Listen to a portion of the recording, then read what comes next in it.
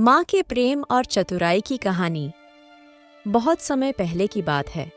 एक हरे भरे जंगल में एक हिरण अपनी दो छोटी सी संतान के साथ रहता था। कुमुद अपनी संतानों को जंगल में घूमने की अनुमति देती थी, लेकिन हमेशा उनकी सुरक्षा का ध्यान रखती थी। जंगल में शिकारियों और अन्य खतरनाक जानवरों से बचना एक बड़ी चुनौती थी। कुमुद हिरण के बच्चे अक्सर जंगल के दूर दराज के क्षेत्रों में खेलते थे, लेकिन एक दिन ऐसा हुआ कि वे खेलते खेलते जंगल के सबसे घने हिस्से में चले गए, जहां खतरनाक जानवर रहते थे। कुमुद को उनके बिना बताए दूर जाना बहुत चिंता में डालने वाला था। कुमुद अपने बच्चों को ढूंढते हुए जंगल में दौड़ने लगी और उसकी आंखों में डर था कि कहीं कोई जंगली जानवर उन्हें नुकसान न पहुंचा दे। जंगल के उस हिस्से में एक सियार का डेरा था। वह शातिर और चालाक था और हमेशा जंगल के जानवरों का शिकार करने की योजना बनाता रहता था।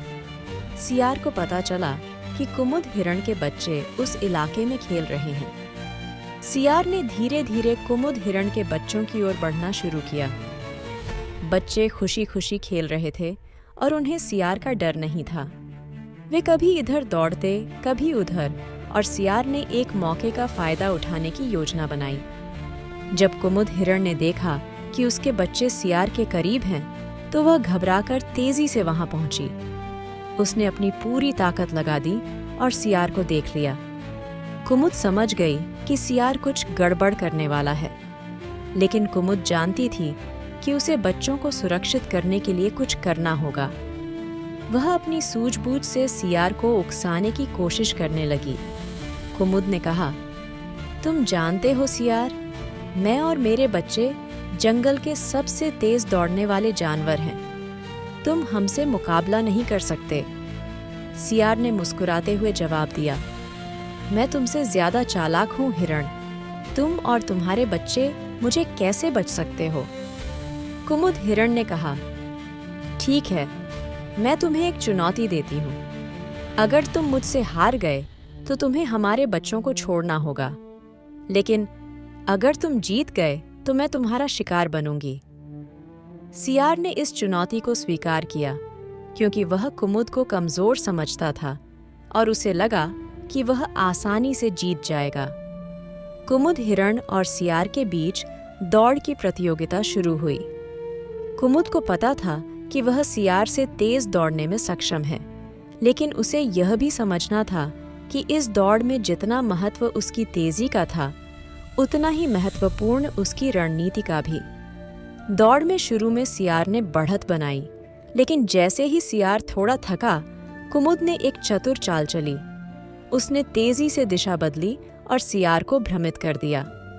सियार ने देखा कि कुमुद हिरण ने दिशा बदली और अब वह कुछ दूर जाकर एक पेड़ के पीछे छिप गई थी।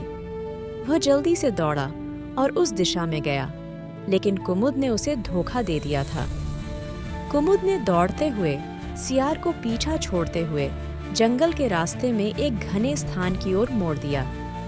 कुछ समय बाद सियार पूरी तरह से थक कर रुक गया। उसकी सांसें तेज चल रही थीं और वह अब चलने की हालत में भी नहीं था।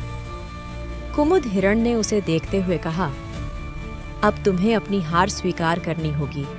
तुमने जो किया वह गलत था। तुमने बिना किसी कारण हमारे बच्चों को नुकसान पहुंचाने का सोचा। अब तुम जंगल में अकेले रहोगे। सियार ने अपनी हार स्वीकार की और डरते हुए कहा, मुझे समझ आ गया हिरण, मैं अब किसी को भी नुकसान नहीं पहुंचाऊंगा। कुमुद हिरण ने उसकी बातों को नजरअंदाज करते हुए अपने बच्चों को अपनी तरफ बुलाया और खुशी खुशी उनके साथ जंगल की ओर लौट गई।